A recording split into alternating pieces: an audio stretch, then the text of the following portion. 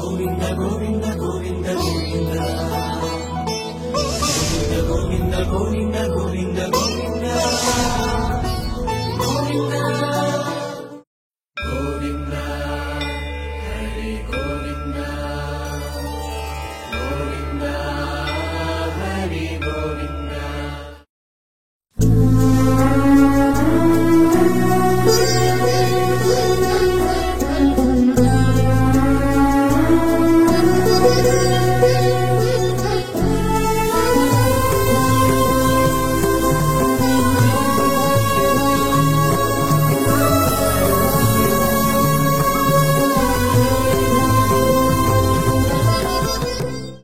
ఓం నమో వెంకటేశాయ.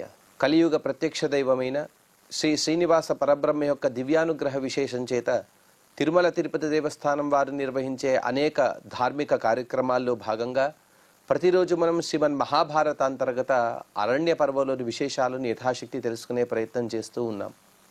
ఈనాటి ప్రవచన కార్యక్రమాన్ని మంగళ పద్యాన్ని పఠిస్తూ ప్రారంభించుకుందాం. నారాయణం నమస్కృత్య నరం చైవ నరోత్తమం దేవీం సరస్వతీం వ్యాసం తతో జయముదీరయేత్. మహత్వాద్ భారవత్వాచ్చ మహాభారతముచ్యతే నిరుక్తమస్య యో వేద సర్వపాపైః ప్రముచ్యతే.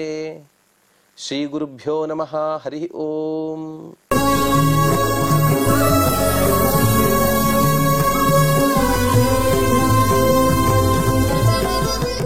పతివ్రత మహాత్మ్య పర్వ అనే అనుపర్వను వివరిస్తున్నారు మార్కండేయ మహర్షి గారు. అందులో భాగంగా సావిత్రీదేవి యొక్క వృత్తాంతాన్ని చెబుతూ అల్పాయుష్కుడైనటువంటి ద్యుమత్సేనుడి కుమారుడైన సత్యవంతుడి వివాహం చేసుకున్న తర్వాత అతని చివరి గడియలు సమీపించాయి. ఆ సందర్భంలో సత్యవతి మరియు సావిత్రి వీరిద్దరు కూడా ఫలాలను, పుష్పాలను, అలాగే సమిధలను సంగ్రహించడం కోసం వనానికి వచ్చారు. ఆ వనంలో యమధర్మరాజు గారు రావటం, అతడిని ఆ సత్యవంతుని యొక్క ప్రాణాలను హరించడం జరిగిపోయింది. తర్వాత ఆ యమధర్మరాజు గారు జీవుడిని అలా తీసుకువెళ్లే సందర్భంలో ఆ యమధర్మరాజును అనుసరిస్తూ సావిత్రీదేవి వెళుతూ ఉంది. ఆ సందర్భంలో యమధర్మరాజు గారు చెబుతూ యమౌవాచ నివర్త గచ్చ సావిత్రి కురుష్వాస్యార్థదేహికం కృతం భర్తుస్త్వయాన్రణ్యం యావద్ గమ్యం గతత్వయా. ఓ సావిత్రి, ఇక నీవు తిరిగి వెళ్ళు. సత్యవంతుడికి అంత్యక్రియలు చేయాలి.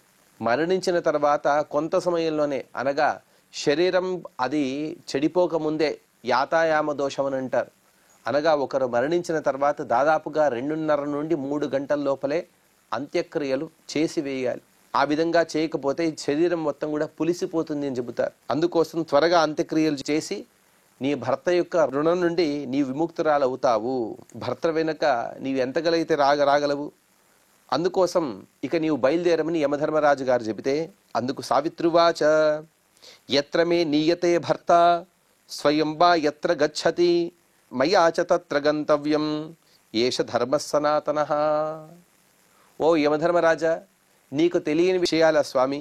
ఎందుకంటే నా భర్తను నీవు ఎక్కడికైతే తీసుకువెళ్తావో, లేకపోతే నా భర్త స్వప్రయత్నంతో అతను ఎంతవరకైతే వెళ్ళగలడో, ఎక్కడికైతే వెళ్ళగలడో అక్కడికి నేను కూడా వెళ్ళాలి కదా. ఏష ధర్మ సనాతనః, ఇది మన ధర్మం కదా, మన సనాతన ధర్మంలో వచ్చినటువంటి విషయమే కదా. అనగా భర్త ఎక్కడుంటాడో అక్కడే భార్య కూడా ఉండాలి. అందుకోసమే అతని చివరి క్షణాలు తెలిసి ఉండటం కోసమే, అతనితో ఉండడం కోసమే నేను ఆ వనం నుండి, వనంలో కుటీరంలో ఉండకుండా ఇతనితో పాటు వచ్చాను. తపసా గురుభక్త్యాచ భర్తృస్నేహాత్ వ్రతేన చ తవ చైవ ప్రసాదేన నమే ప్రతిహతాగతి. అలాగే నేను నీతో పాటు వస్తూ ఉన్నాను. దీనికి కారణం ఏమిటో తెలుసా? తపస్సు, గురుభక్తి, పాతివ్రత్యము, వ్రత పరిపాలన మరియు నీ దయ. చివరిగా నీ దయ లేనిదే నేను చివరిదాకా రాలేను. అందుకోసం నాపై అనుగ్రహించి నన్ను నీతో పాటు వచ్చేట్టుగా అనుగ్రహించవయ్యా స్వామి. ఎందుకంటే ప్రాహుస్సాప్తపదం మైత్రం బుధాస్తత్వార్థదర్శినః మిత్రతాం చ పురస్కృత్య కించిత్ వక్ష్యామి తచ్ఛృణు. తత్వార్థులైనటువంటి విద్వాంసులు ఈ విధంగా చెబుతుంటారు. మైత్రి అనేది ఎవరి మధ్య ఉంటుంది అనగా స్నేహం అనేది ఎక్కడ అది చిగురిస్తుంది అంటే, ఎవరైతే చిరకాలం చిన్నప్పటి నుండి కలిసి చదువుకుంటూ కలిసి పెరుగుతూ ఉండే వాళ్ళలో ఉండే మైత్రి వేరు. కలిసి 7 అడుగులు అలా ప్రయాణించినా చాలు వారి మధ్య కూడా మైత్రి స్నేహం అనేది ఉంటుంది. అలాగే నా భర్తతో ఎన్నో దాదాపుగా 1 సంవత్సరం నుండి ఉన్నాను, అతనితో కూడా నాకు మైత్రి ఉన్నది. అందుకోసమే సఖా సప్తపదీ భవ అంటారు. భార్యాభర్తలు ఇద్దరు కూడా స్నేహితులాగా మెలగాలి అని కూడా మన శాస్త్రం చెబుతోంది. అలాగే నా భర్త యొక్క ప్రాణాలు తీసుకుని నీతో నువ్వు అలా వెళ్తూ ఉన్నావు, నీతో పాటు కూడా నేను అనేక అడుగులు వేశాను, నీవు కూడా నాకు స్నేహితుడివి, యద్యపి యోగ్యతలో నీవు పెద్దవాడివే, కానీ నీతో 7 అడుగులు వేశాను కాబట్టి నన్ను నీ సఖిగా నీ దాసురాలిగా భావించి నీతో వచ్చేటువంటి అనుగ్రహం చెయ్యి. అలాగే మిత్రతాంచ పురస్కృత్య కించిత్ వక్ష్యామి తచ్ఛృణు. మన మధ్య మైత్రి ఏర్పడినది కదా, నీ స్నేహితురాలు చెప్పేటువంటి మాటలు వినాలి కదా, అందుకు కొన్ని మాటలు చెబుతాను, వాటిని దయచేసి సావధానంగా వినమని ఆ సావిత్రీదేవి కోరుతూ చక్కటి వేదాంతంలో కూడా అత్యంత కఠినమైనటువంటి మాటలను తాను చాలా సుందరంగా సరళంగా చెబుతోంది. నానాత్మవంతస్తు వనే చరంతి ధర్మం చ వాసం చ పరిశ్రమం చ విజ్ఞానతో ధర్మముదాహరంతి తస్మాత్ సంతో ధర్మబాహు ప్రధానం. ఈ శ్లోకానికి చాలా దీర్ఘమైనటువంటి అర్థం ఉన్నది. మనం సామాన్యమైనటువంటి అర్థం తెలుసుకోవాలంటే, ఎవరైతే తన మనస్సును ఇంద్రియాలను నిగ్రహించుకోలేరో వారిని అనాత్మవంతులు ఉంటారు. ఎవరైతే నిగ్రహించుకుంటారో వారిని ఆత్మవంతులు ఉంటారు. అనగా తన ఆత్మను నిగ్రహించిన వాడు, మనస్సును నిగ్రహించిన వాడు, ఇంద్రియాలు నిగ్రహించిన వారిని ఆత్మవంతులు అంటారు. వీరికి విరుద్ధమైన వాళ్ళు అనాత్ములు. అటువంటి అనాత్ములు వీరు అడవుల్లో ఉంటూ ధర్మపాలన, గురుకుల వాసము, ఇటువంటి కష్టాలను సహించేటువంటి పనులను వారు చేయలేరు. జితేంద్రియులైనటువంటి పురుషులు మాత్రమే, అనగా ఇంద్రియ నిగ్రహాన్ని పొందిన వారు మాత్రమే వీటిని చేయగలరు. అందుకోసమే మహాత్ములు వివేకం వల్ల, నిరంతర విచారణ వల్ల మాత్రమే ధర్మం తెలుస్తుందని చెబుతూ ఉంటారు. అందువలన సత్పురుషులందరూ కూడా ధర్మమే శ్రేష్టమైనదని చెబుతూ ఉంటారు. అంటే ఈ శ్లోకం యొక్క సామాన్యమైనటువంటి అర్థాన్ని మనం ఇలా తెలుసుకోవాలి. వనంలో ఉంటూ అందరూ కూడా వారికి యోగ్యమైనటువంటి పనులు చేస్తూ ఉంటారు. మనం పల్లెల్లోనూ, పట్టణాల్లోనూ, నగరాల్లోనూ ఉంటూ ధర్మాచరణ చేయడం అనేది ఒక విధానం. ఎందుకంటే అక్కడ అన్ని సౌకర్యాలు ఉంటాయి. కానీ వనంలో ఎటువంటి సౌకర్యాలు ఉండవు. మనమే కొన్ని సౌకర్యాలను కల్పించుకోవాలి. అక్కడ వచ్చేటువంటి అతిథులను సత్కరించాలి. ఇది గృహస్థుని యొక్క ధర్మం. అక్కడ వచ్చేటువంటి అతిథులు ఎప్పుడు వస్తారో, ఎలా వస్తారో తెలియదు, కానీ వారిని సత్కరించాలి. ఆ విధంగా గృహస్థుడు తన ధర్మాన్ని వనంలో ఉంటూ కూడా ఎవరంటే ఋషులందరూ కూడా ఆచరిస్తూ ఉంటారు. ఇది గృహస్థులకైతే. అలాగే గురుకుల వాసం చేస్తూ బ్రహ్మచారిగా ఉన్నవాడు కూడా తను కూడా ఇతపూర్వం గురుకులాలన్నీ కూడా వనంలో ఉండేవి. ఆ వనంలో ఉంటూ గురువుని సేవిస్తూ గురుకులం యొక్క పనులను చేస్తూ తను అక్కడ విద్యను అభ్యసించాలి. ఇది కూడా కష్టమైనదే. ఇక సన్యాసులు, వానప్రస్థులు వారు కూడా కొందరు వనంలో నివసిస్తూ ఉంటారు. వానప్రస్థులు అంటే వారు వనంలోనే ఉంటారు. సన్యాసులు కూడా వారు కొందరు ఒకే చోట ఉంటారు, కొందరు సంచరిస్తూనే ఉంటారు. వారు కూడా దాదాపుగా వనాల్లో నివసిస్తూ ఉంటారు. ఆ వనంలో ఉండాలంటే ఎప్పుడైనా సరే, ఏ అవస్థలలోనైనా సరే, బ్రహ్మచారి అయినా, గృహస్థుడైనా, వానప్రస్థుడైనా, చివరికి సన్యాసి అయినా కూడా ఎంతో ఇంద్రియ నిగ్రహాన్ని పొంది ఉండాలి. అలాగే కష్టాన్ని సహించేటువంటి స్వభావం కలిగి ఉండాలి. అటువంటి వారు మాత్రమే వనంలో నివసించగలరు. కానీ అన్నిటికీ ఒక మాటను చెబుతాను విను ఓ ధర్మరాజా, అది గ్రామమైనా లేకపోతే వనమైనా సరే ఇంద్రియ నిగ్రహం ఒకటి ఉంటే చాలు. వాడు గ్రామంలోనూ అలాగే వనంలోనూ కూడా సమానమైనటువంటి భావనతో ఉంటాడు. ఈ విషయాన్ని మనం శ్రీరాముని యొక్క వృత్తాంతంలో వింటూ ఉంటాం. శ్రీరాముడు చిత్రకూటంలో తను నివసించే సందర్భంలో ఈ మాటని చెబుతాడు. అదిగో నాకు ఈ చిత్రకూట పర్వత ప్రాంతాన్ని చూస్తే అయోధ్యే గుర్తుకు వస్తున్నది. ఇక్కడ ఉండేటువంటి చెట్లైనా, జంతువులైనా ఇవన్నీ కూడా నా అయోధ్యలో నివసించేటువంటి ప్రజలుగా నేను భావిస్తూ ఇక్కడ కూడా నేను సుఖంగా ఉన్నాను. వనమైనా నాకు నగరమైనా రెండు ఒకటే, ఎందుకంటే నేను జితేంద్రియుడిని అని శ్రీరామచంద్రుడు చెప్పుకున్నాడు కదా. ఆ విధంగా జితేంద్రియుడితే చాలు.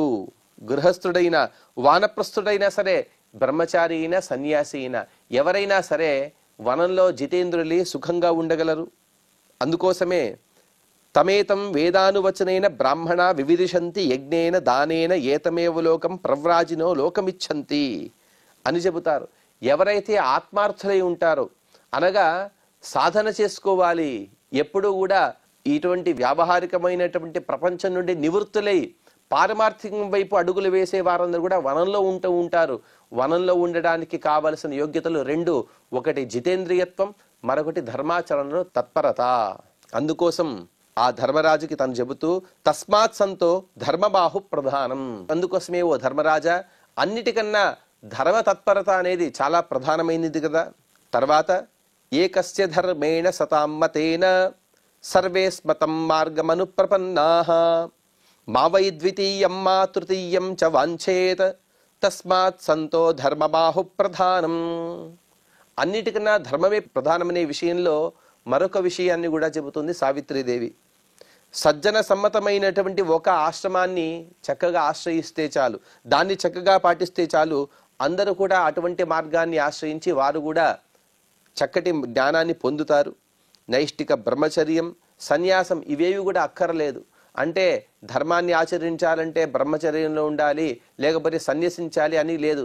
ఎవరైనా సరే ధర్మాన్ని ఆశ్రయించవచ్చు అంట, అనగా బ్రహ్మచారి అయినా గృహస్థుడైనా. అందుకోసమే సజ్జనులందరూ కూడా ఆశ్రమ ధర్మమే ప్రధానమని అంటూ ఉంటారు. అంటే ఈ విషయాన్ని ఎందుకు చెబుతున్నారంటే, ఎవరైనా ధర్మాన్ని ఆచరిస్తున్నారంటే అది సజ్జన సమ్మతంగా ఉండాలి. దంభాది ఏవైతే దుర్గుణాలు ఉంటాయో వాటి రహితంగా ఉండాలి. శ్రద్ధతో ధర్మాన్ని ఆచరించాలి. అలాగే ధర్మం పైన ఎక్కువ అధికమైనటువంటి ఆసక్తితో ఆచరించాలి. అందుకోసం ఓ ధర్మరాజా, అంటే ఎవరైనా బ్రహ్మచారి ఉన్నాడు, లేకపోతే గృహస్థుడైనా ఉన్నాడు, లేకపోతే వానప్రస్థుడు, సన్యాసి, ఈ నలుగురు కూడా వారి వారికి యోగ్యమైనటువంటి కర్మలను ఆచరించాలి. వాస్తవంగా ఈ శ్లోకాన్ని చూస్తుంటే ఏదో ఒక ఆశ్రమాన్ని సరిగ్గా ఆశ్రయిస్తే చాలు, మిగతా ఆశ్రమాలు అక్కరలేదు అన్నట్టుగా ఈ శ్లోకం యొక్క భావార్థం మనకు కనబడుతూ ఉన్నది. అంటే బ్రహ్మచారిగా ఉన్నవాడు బ్రహ్మచర్యాన్ని మాత్రమే పాటిస్తే చాలు, అతను ధర్మాన్ని ఆచరించినట్టే అని అనిపిస్తూ ఉన్నది. కానీ ఈ శ్లోకం యొక్క విశేషమైనటువంటి అర్థం ఏమిటంటే, వాడు బ్రహ్మచారిగా ఉన్నప్పుడు బ్రహ్మచర్యాన్ని చక్కగా పాటించాలి.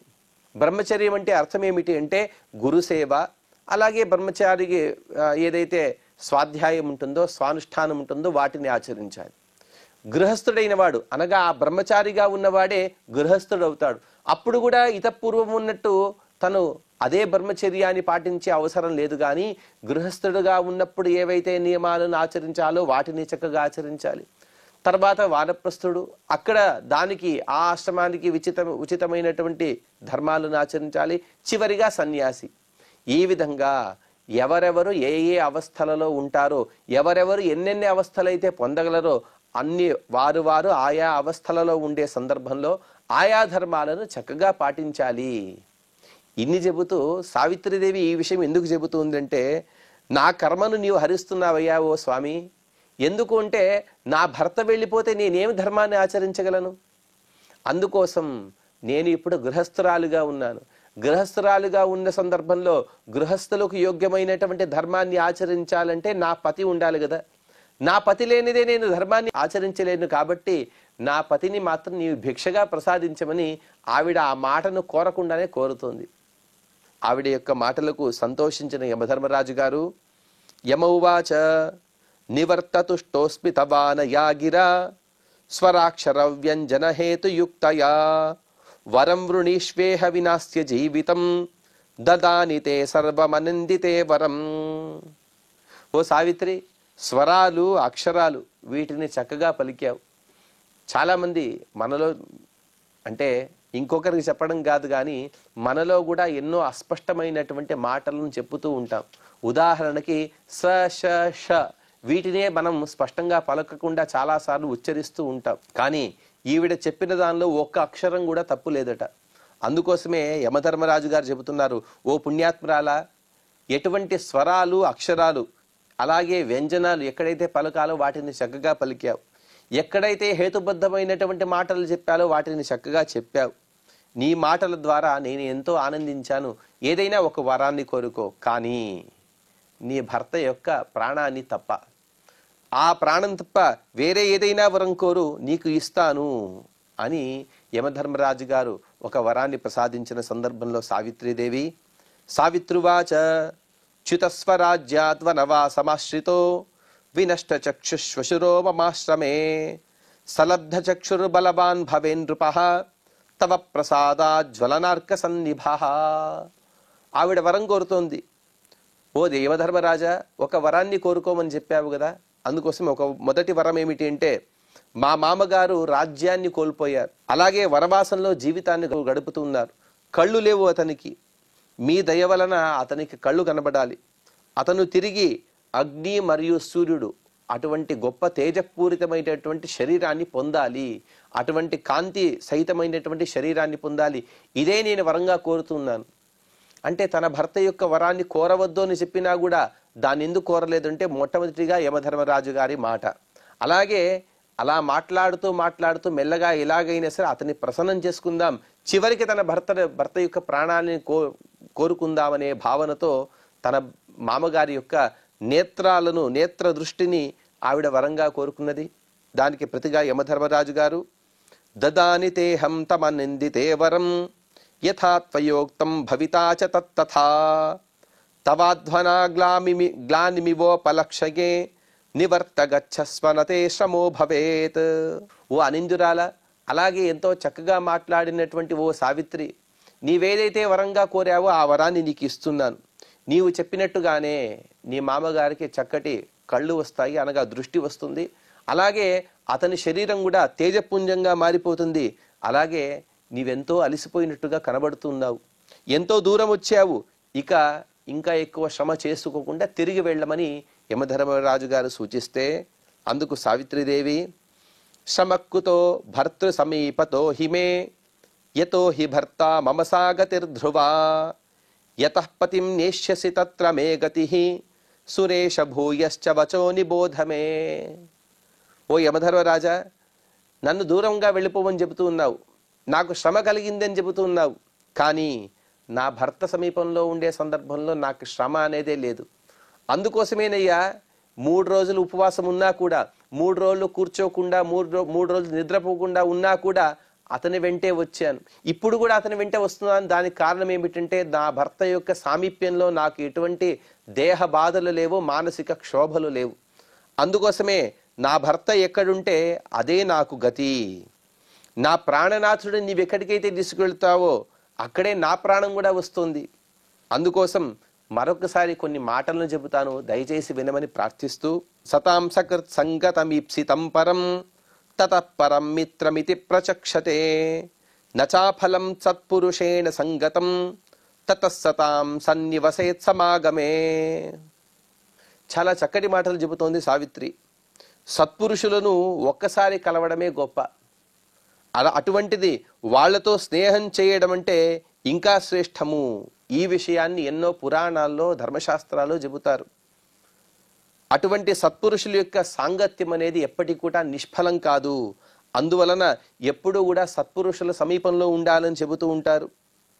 అందుకోసమే ఈ సావిత్రిదేవి ఈ మాటలను ఎందుకు చెబుతుందంటే 7 అడుగులు కలిసి నడిస్తే చాలు వారితో మైత్రి కుదురుతుంది అని ఇంతకుముందు చెప్పింది.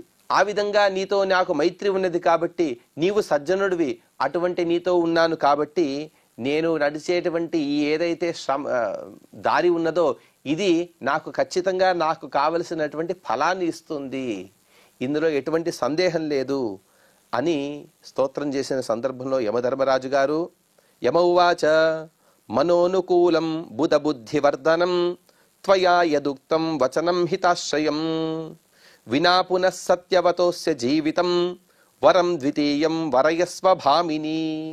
యమధర్మరాజు గారు చాలా సంతోషంతో ఈ మాటలు చెబుతున్నారు. ఓ భామిని, నీవు చెప్పినటువంటి మాటలన్నీ కూడా చాలా హితకరంగా, మృదువుగా, మనోహరంగా ఉన్నాయి. ఆ మాటలు చెబుతుంటే ఇంకా నీ మాటలు వినాలనే కోరిక నాలో కలుగుతుంది.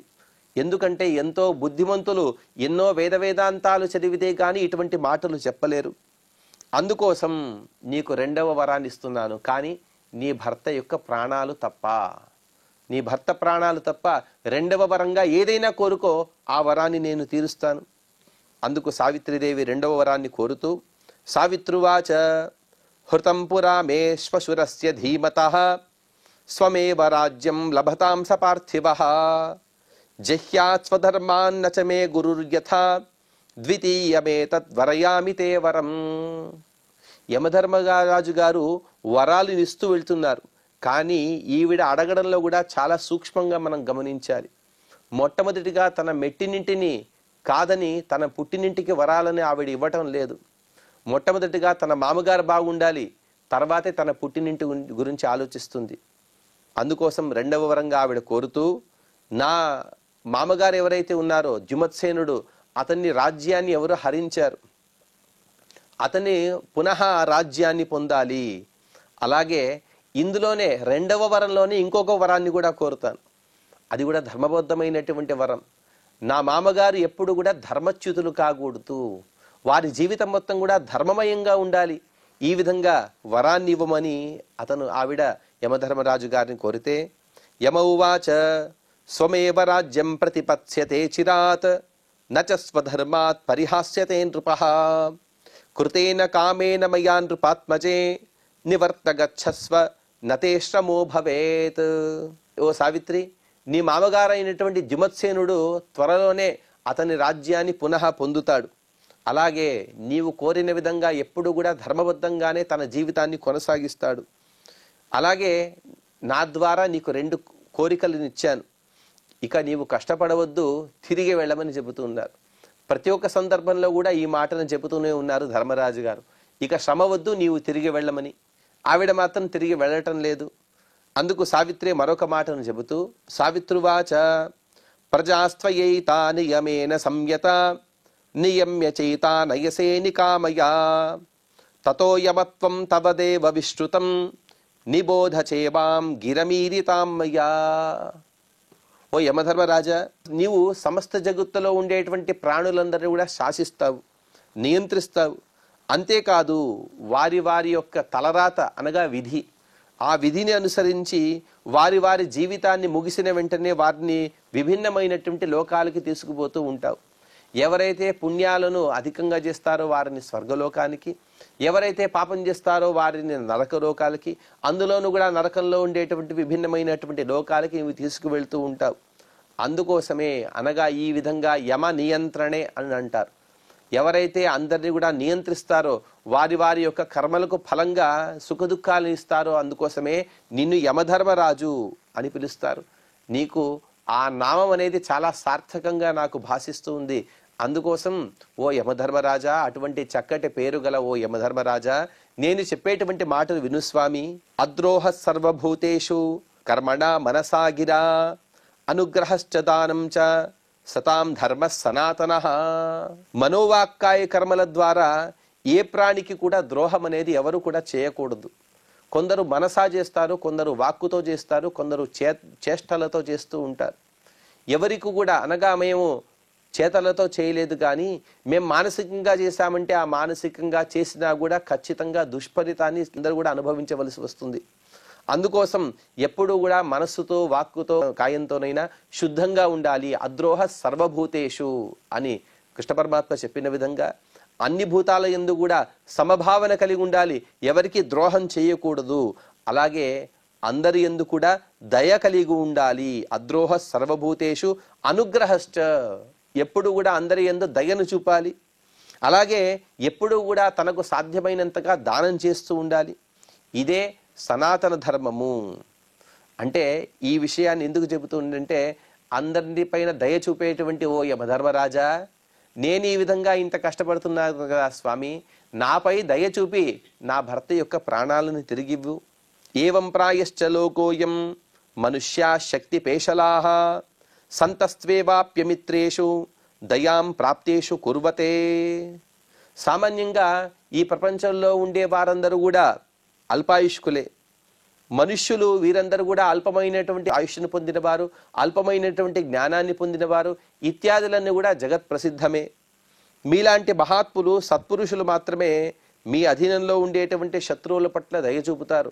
ఎందుకంటే మనకెంతో అపకారం చేసినప్పటికీ కూడా ఆ శత్రువు పైన మనం దయ చూపాలంటే దానికి చాలా పెద్ద ఔన్నత్యమైనటువంటి గుణం కలిగి ఉండాలి.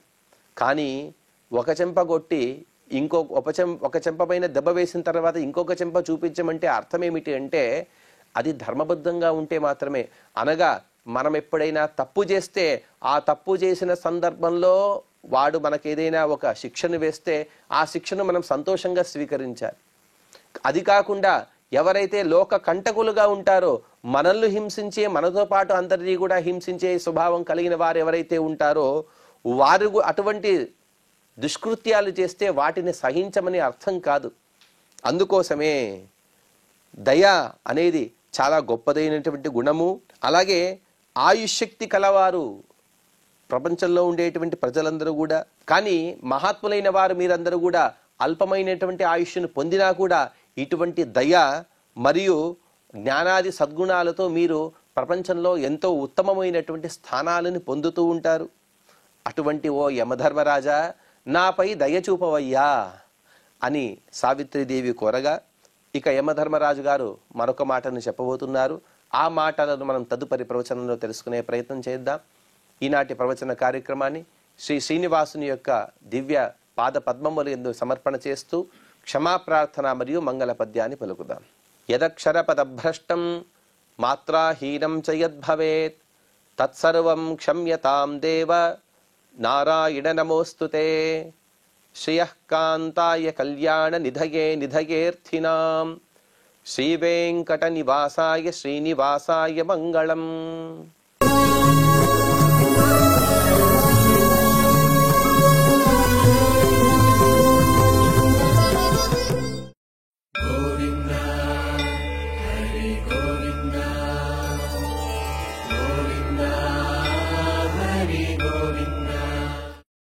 Oh